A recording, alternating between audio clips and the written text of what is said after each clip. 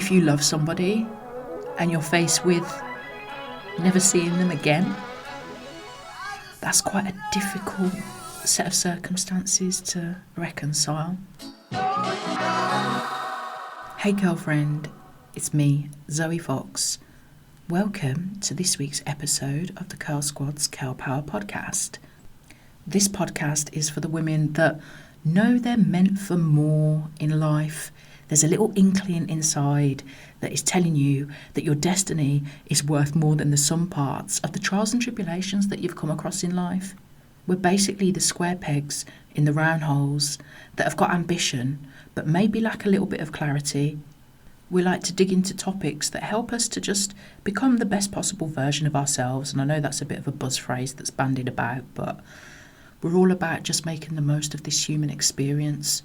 And I'd ask if you do find any value in this episode, or if it does resonate with you, then please do share it with a friend and come along and follow us on the socials. You can find us at the Curl Squad on Instagram, Facebook and Twitter. Or you can find me at zoe.e.fox on the old gram. And this week we are going to be digging into a topic of conversation that people generally don't like talking about.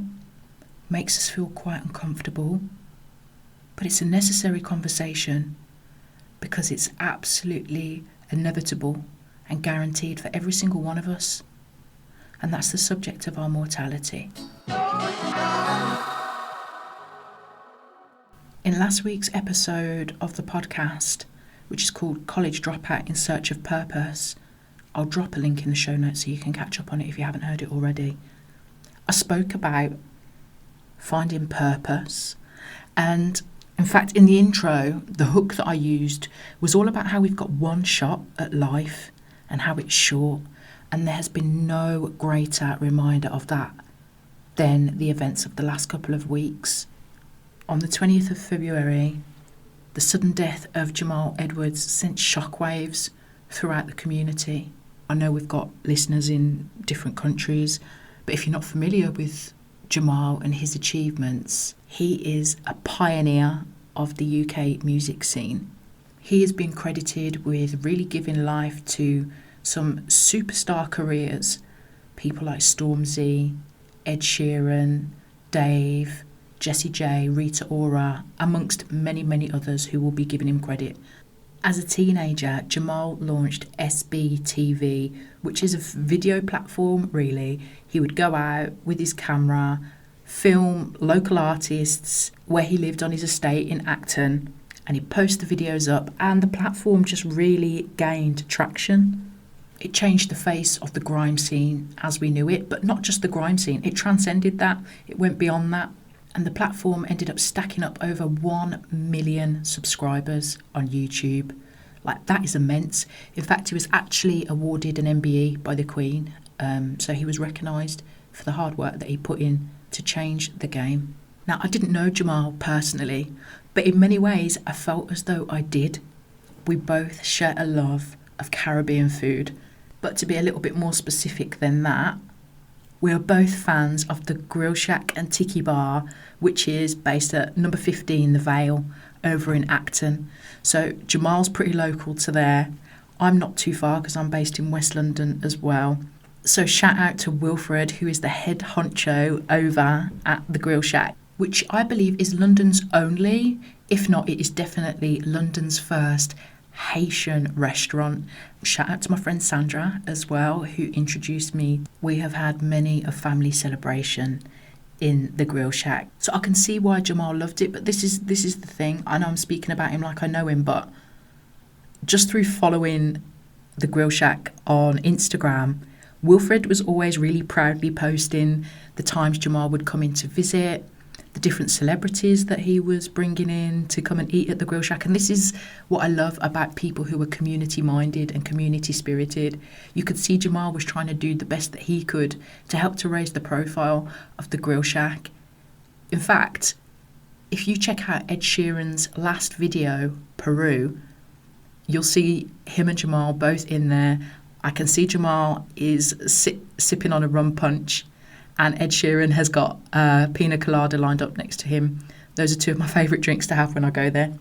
And I followed Jamal on social media, and literally just a couple of days before his passing, he posted a birthday tribute to Ed Sheeran. And then, just like that, life becomes extinct. 31 years of age, it's just no age at all. But what a legacy he's left behind. And in another cruel blow to the urban music scene, we lost another legend. And this one is personal because I do know him, and that's MC Skibadee. If you're into jungle drum and bass, then he needs no introduction. Skibba is your favourite MC's favourite MC. He inspired some of the UK's greatest talents. And I've spoken, sorry, I'm getting a little bit choked, but let's keep it real.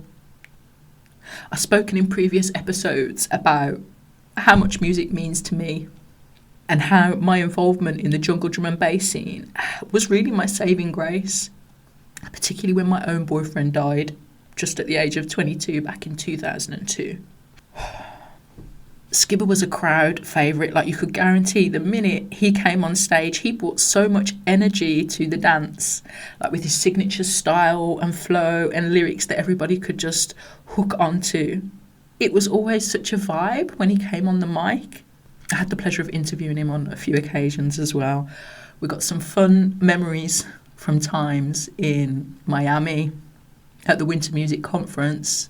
We were out in Barcelona at the same time on a few occasions for some drum and bass events, and in fact we got to go out on a really cool little boat trip and do some interviews out there until one of the other MCs started getting seasick.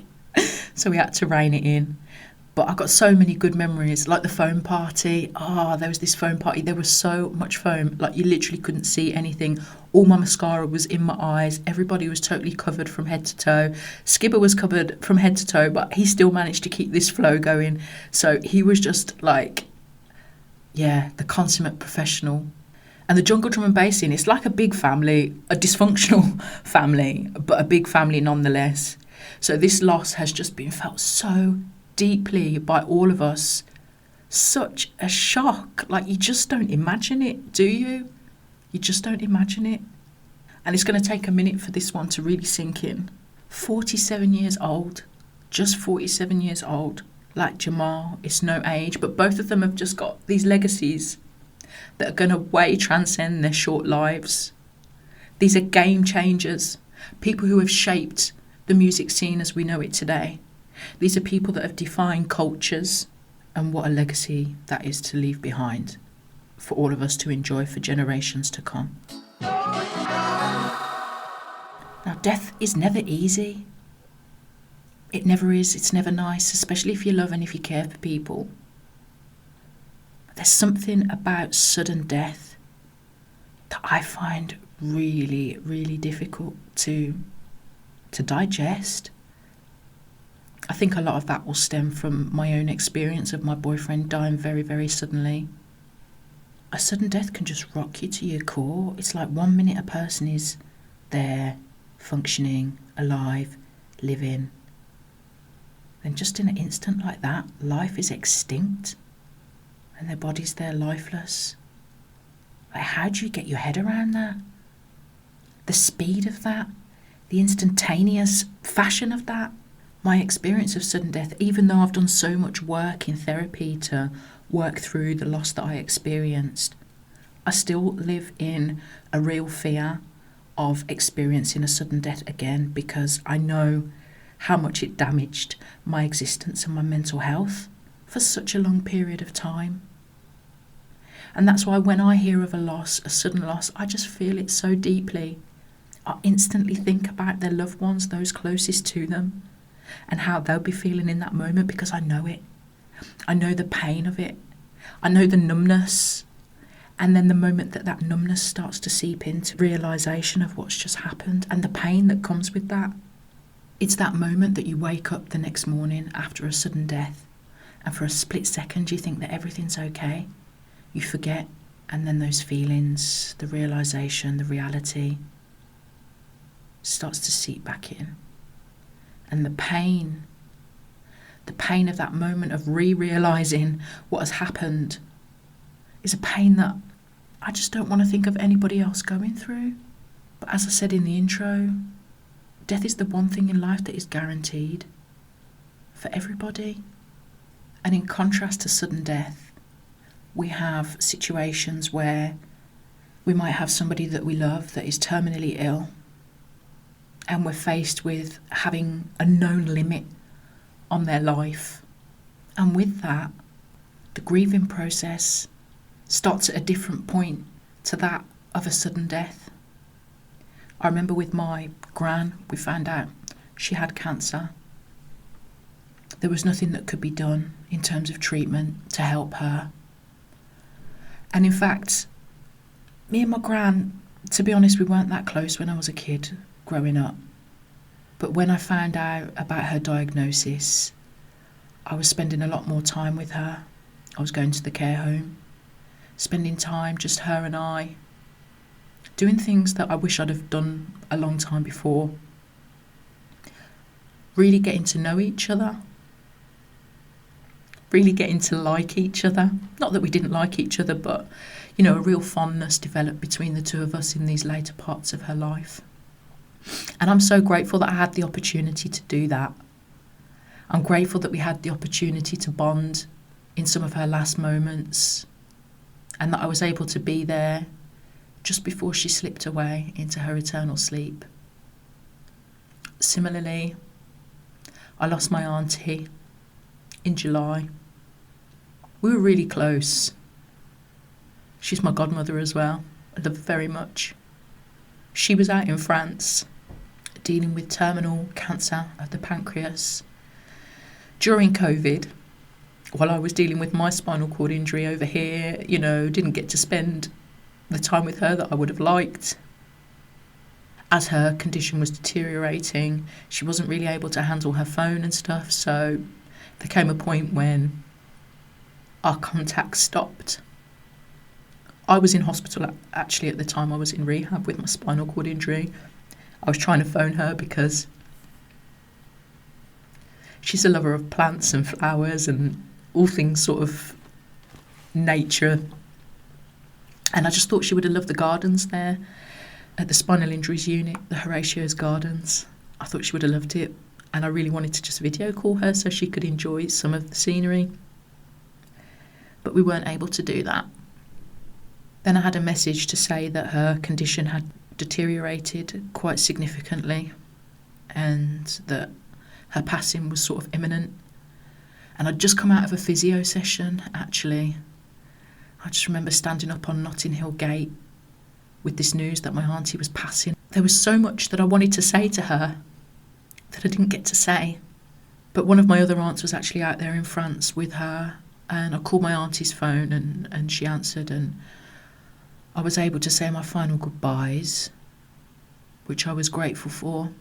But it all felt a little bit rushed and a little bit desperate, a bit of a manic call while I'm sitting outside Itsu on Notting Hill Gate, just wanting to have that last chance to tell her just how much I love her and just how much she means to me.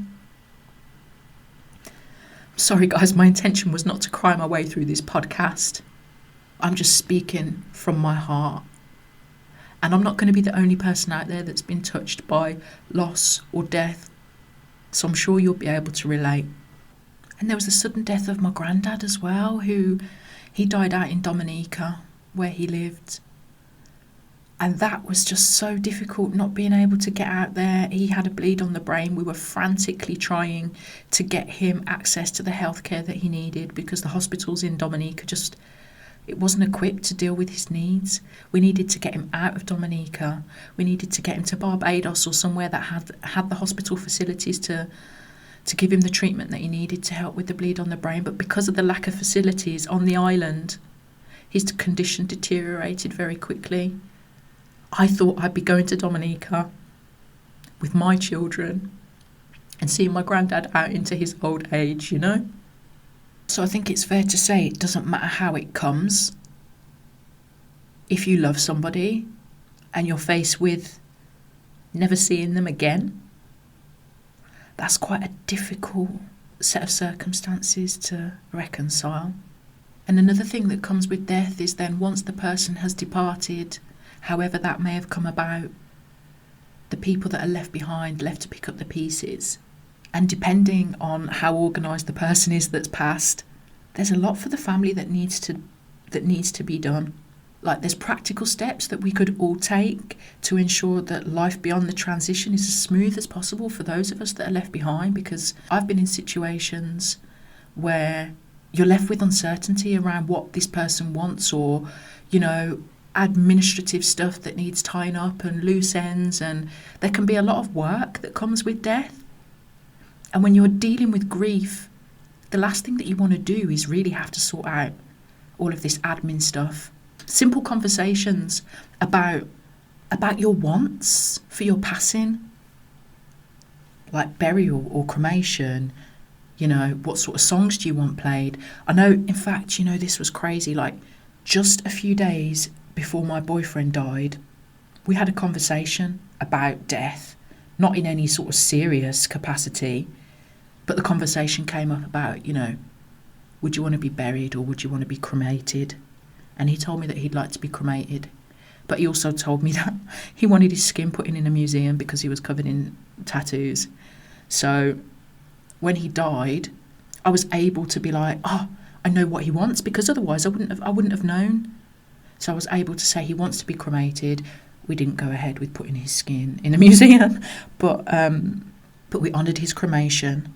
And having simple conversations like this can really go a long way to helping the experience for those that get left behind. And I know these are conversations that nobody wants to have. Of course, nobody wants to have to face the reality of losing the ones that we love. But this is, I think, one of the problems within our society, within our culture, is nobody wants to talk about it, but it's a certainty. I know in times in the past when my mum and dad have brought up conversations about life beyond their existence, and I'm like, no, I don't want to talk about it. I don't want to think about it. Of course, nobody wants to talk or think about it. But what steps can we be taking, and what conversations can we be having with the ones that we love to ensure that, whenever that time comes, whether it's expected or whether it comes as a total shock, that there's things in place to help those that are left behind, to honour those that have died in the very best way possible. Conversations around, wills and property and assets and things like that. Of course, nobody wants to think about it. Nobody wants to be seen as thinking, getting people's assets in order. There's something a bit icky about that. But I tell you what, there's always someone in a family who's more focused on what they can get out of a situation than they are about maybe some of the other aspects of a person's passing. So it's always best to make sure that the I's are dotted and the T's are crossed so that everybody knows where they stand. And in addition to that, it's the simple things like, I wish more than anything that I could have some more time with my granddad just to find out a little bit about his recipes, because that man could cook. Like, hands down, the best Caribbean food you would ever have tasted in your life. The way the man could fry a fish or stew a chicken, he was a serious culinary don. And the last time I saw him, I just didn't know that was going to be the last time. If I did, I would have taken out my notepad and my pen and would have said, Grandad, give me your recipes. Grandad, tell me, what are your fondest moments in life? What were some of your happiest times? What was your favourite song? How did you meet my granny? There's just so much stuff that I would love to know now, that in hindsight, But what can we be doing to make sure that we're not living in regret when the people we love are no longer here? We should have little worksheets that we can give to the people that we love, and it's like, what's your favourite moment in life? What do you love the most about me? And just things that we can treasure when they're not here anymore. And I'm a sentimental old fool, Not everybody's going to think and feel like me, but these sort of things matter to me. Yeah, these sort of things matter to me. It's always hard adjusting to life after we've lost a loved one, regardless of how they passed. because it all just feels so final, doesn't it? I know for me, a lot of my thoughts around loss are based around, I can't believe I'm never going to see their face again. I can't believe I'm never going to hold them in my arms again. I can't believe I'm never going to be able to hear them laugh or see their smile or smell their smell. And those things are really hard to come to terms with, like the finality of it. But what if culturally we just approached it differently?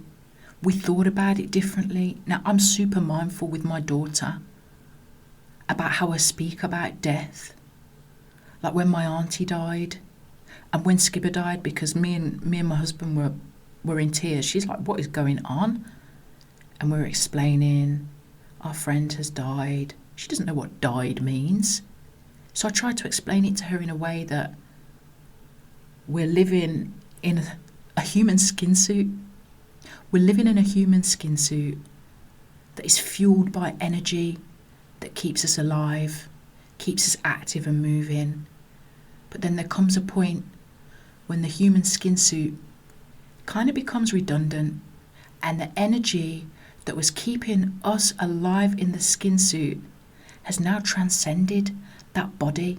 The energy that was being confined by the skin suit has now transcended to fill a greater space beyond the body. And I'd love for her to be able to think about it a little bit differently. I'd hate for her to grow up with the experience that I've had around death.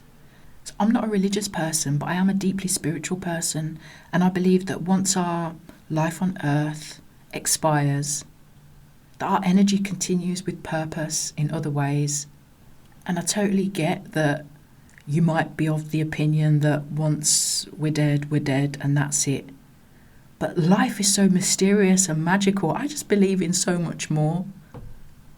Like, do you honestly believe that we live in this crazy infinite universe? We're on like a big mound of rock, floating in space, spinning around. Do you think that that is it, really? Once we die? Knowing what we know scientifically about energy? Because whatever we believe, one thing that is indisputable is that energy never really dies. It transforms and it changes state. Now, I've got some stories that I want to tell you about why I'm so convinced that life is more than that we know it in our bodies. Because some crazy things have happened to me throughout the years, like unexplained kind of experiences. And I'm just looking at the time now, and I think maybe it's best to save that for a next episode. But I'm curious, what are your thoughts around life after death? Do you believe in reincarnation? Do you think that once life is done, that's it? Do you believe in the soul? Do you believe that your soul is here for a purpose? Maybe you believe in spirits and ghosts. Like, this sort of stuff is the kind of thing that really floats my boat. It scares me in equal measures, and I can't wait to have this chat about some of the crazy things that have happened to me in my lifetime. Maybe you believe in heaven or hell, but for me the uncertainty is part of the magic of existence. Now, I'm not really a religious person because I do feel that, I don't know, human ego sort of taints the intention of religion in many ways. I prefer to feel as though I've got a direct line to a higher consciousness rather than being sort of dictated to by other people who've got their own agendas within that as well and their own interpretations. So, I mean, it's a minefield, isn't it? But with so many unanswered questions about life after death, one thing that is for sure is that we have the capability of leaving legacies that last long beyond our years. Just like Skibadee, just like Jamal, and just like many others that have gone before us. What's your lasting legacy going to be? Whew, that was a heavy one. So if you made it through to the end of this episode, then I'm bowing to you. I know these conversations are uncomfortable and difficult, and sometimes it's easier to want to avoid them. So big up to you for showing up for this chat. I say chat, it's just me talking at you, isn't it? Speaking of which, One thing about the podcast is like, I'm always so keen to know who's out there, who's listening, what are you thinking? And I think about the amount of podcasts that I listen to, like my brother said, that you just listen and you don't get in touch, do you? Because you're like, oh yeah, that was great, and you know. But I don't know, there's something within me that just really wants to know who's out there, what you're thinking, what are your thoughts. Like, I'm so curious about people and what people think and their different walks of life and what's brought them to this point and the experiences that they've had, or the experiences that you've had that have formed your life, opinions, thoughts. So come and find me on Instagram, zoe.e.fox, or follow the Curl Squad. But what I'd really love for you to do is, if you are listening and you've got this far, go on. I know you might not feel like it, but please go on, slide into my DMs. Let me know that you're there. Let me know what you think about life and what happens at the end of it. So, girlfriend, I hope you have a week filled with blessings, good news, and all the amazing things you deserve. And until next time, peace out, big love, and catch you then.